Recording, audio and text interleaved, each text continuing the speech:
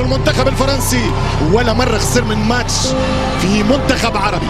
رباح الكويت مارتين 4-1 في استاد فالادوليد 82 في المونديال الاسباني. 1-0 في ودية 90. رباح الجزائر 4-1 في 2001.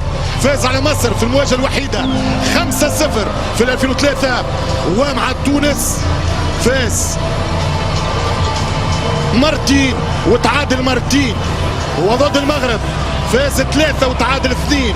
علما انه دورة محمد الخامس 98 شهد التعادل 2-2. مشاو ضربات ترجيح ربحت المغرب، ولكن النتيجة تعتبر في التاريخ تعادل درو. اذا دعنا من كلام الماضي، خلينا نركزوا على طريق الحاضر في افق المستقبل. اليوم المنتخب التونسي في رابع مشاركة يلزم يربح باش يتعدى، لكن اليوم مشروط بتعادل الدنمارك واستراليا. ثاني كرة نص كرتاج خطيرة المنتخب التونسي. ستيف موندوندا 37 سنة، دولي من 2008، ماتش الدولي رقم 35 بنفس النت. خطيرة المنتخب التونسي، وسع كرة بسليمان خطيرة وكرة في الكورنر. النصور بكل الروح، النصور بكل الحضور. ترجع كرة من علي معلول وستيف موندوندا. ستيف موندوندا مطمني بكادو، مطمني. بن رمضان في خطأ بصافرة نيوزيلندي. فاول بن رمضان ولا الشعليلي كانوا يلعبوا في ماتش كورة وامل وحياة بكرة الخزري. يمشي وابي الخزري، كرة على القائم الثاني 1-0 تونس، لكن اوفسايد. خسارة يا غندري، ارجوه يا غندري، مش ممكن اوفسايد ضد المنتخب التونسي. بامكان النصور العبور، تسلل ويجيب الفار. كرة ما شفتهاش، هل توه بس لما جريله. العب يا وجدي كشريده، وين القائم الثاني كورنر. تونس تحرج ابطال العالم، تونس تحرج حاملة اللقب. يلا وجدي كشريده على اليمين، علي على اليسار. كرة تمشي المنتخب التونسي مباشر، اوت من وهبي الخزري. ترجع خازري يدخل، خازري ضربة جزاء والنيوزيلندي يقول لا. يلعب يا وهبي، شد صحيح يا جلال. يا خازري تعدوا نزل قدام، حتى الكرة عايزة بابا يا عيسى، باي يا باي. كرة للنصور، علي خطيرة مش ممكن، مسكورة حطها. كرة بالرمضان اوت، ضربة مرمى لموندوندا. نعرفش هشام شنو جو الصوت، لكن قلتها مرة نعاودها اليوم. وجدي كوناتي، وجدي يا وجدي رايح كشريدة. كوناتي صارت له في اللقطة الأخيرة. خطيرة جدا فرنسية، خطيرة جدا، والتسديدة واوت من الطرف اللاعب. أقرب فرصة فرنسية، أخطر كرة أوروبية، أبرز حضور لأبطال العالم. ترجع الكرة عيدوني فرصة، وستيف موندوندا لكرة بن سليمان.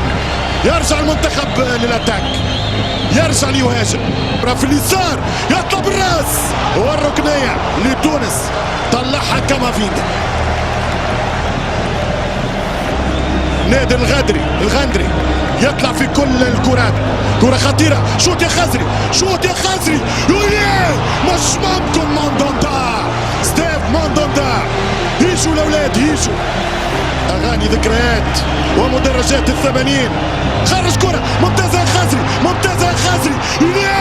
حط الكرة يا الاولاد. مش ممكن على القاضية يا وهبي.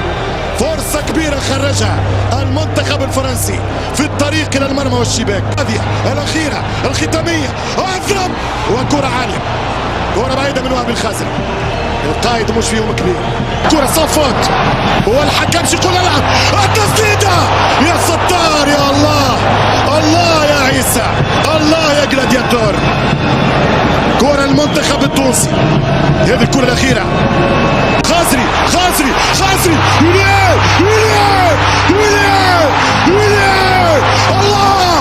الله يا نصور.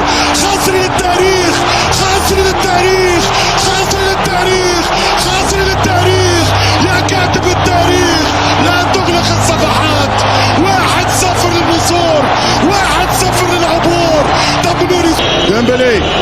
ديمبلي يعمل كروس والحارس مش ممكن. رد بالك دحمان، اخطر كره فرنسيه في المباراه. بدا الضغط، بدا الضرب، يبدا القصف الان. ثابته وخطوره المنتخب الفرنسي بالراس اوت. مرت سلامات وركنيه جديده خطيره من مبابي والحارس اخرج. دحمان ركنيه يا دحمان، كره عندهم. ركز يا دحمان، ركز.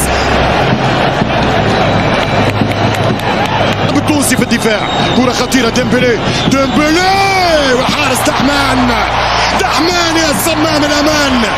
دحمان يا دحمان. ديمبلي خطيره على القائم الثاني. ديمبلي التسديده والاوت.